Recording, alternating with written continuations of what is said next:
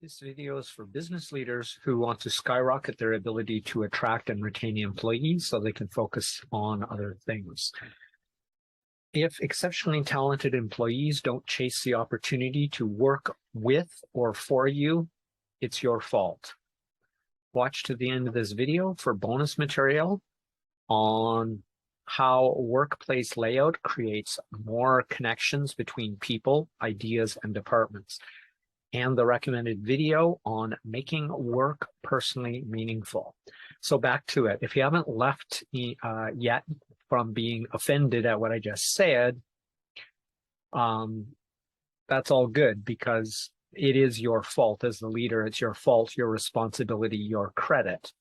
So the truth is, if you're still here, you probably know that that's true, and that there's a hair's breadth difference between fault, credit, and choice. It's as simple as connecting employees to one another and to your company's vision. So you have a vision, right? If not, check out the link in the description on how to set your company vision after watching this video. The link, of course, is in the description. That's a little redundant. Okay, without employee engagement, no amount of money will help your employee retention, period. I know this. I've been in this situation personally myself, where I worked for a company that was wonderful in benefits, great in money, but the meaning was completely absent, and that was enough to make the job meaningless to me and basically worthless. So it's essentially pointless to worry about how to motivate employees until you can attract and keep them long enough to make motivating them a relevant variable. So one of the very best employee retention strategies is, you guessed it, to connect employees to your company in a personally meaningful way. To do that, you must learn about your employees and what they care about as part of your intake process and culture. Then use that information to inject meaningful moments into their workplace experience. I have other videos on that. I'm not going to detail or go looking for that right now, so it will not be in the description.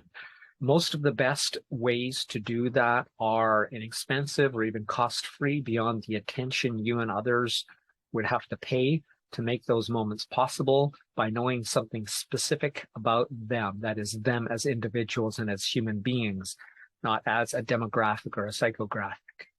And that's really all there is to that part of the episode. Welcome to the bonus content. Office layout is a critical variable that can redefine the culture of a company and how employees relate to one another, and as a way to eliminate silos and create group unity. The shape of a meeting table alone can reshape how people interact. You might think that's a bold statement to make, but it isn't my statement. It's Ed Catmull's from Creativity Inc. He actually goes into the details of how the table shape and the meeting space changed the interactions and how they changed it in a different way because it was causing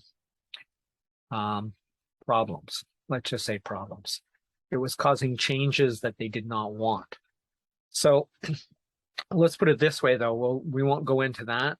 Let's just say that if your meetings take place around a long rectangular table, like the one in the movie The Devil's Advocate, it will create silos and hierarchy based on things like the position people sit in and the size of the table, because people can't hear you at the other end or halfway down probably even. And what that does is that compromises group unity, which is a deep form of connection, which will keep current employees, have current employees love their jobs, and also attract people, because the employees that are happy and who have stayed are the ones who are most likely to help you generate the reputation as the place they want to work. So if you can't design an open office space that encourages communication between many different people, at least create spaces where multiple groups can cross paths frequently and maximize the opportunities for interaction.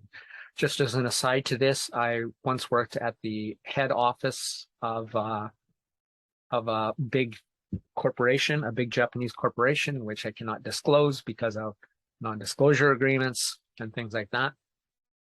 Suffice it to say, they were a major player. They were by far the best corporate culture I have ever seen anywhere on earth and in my life.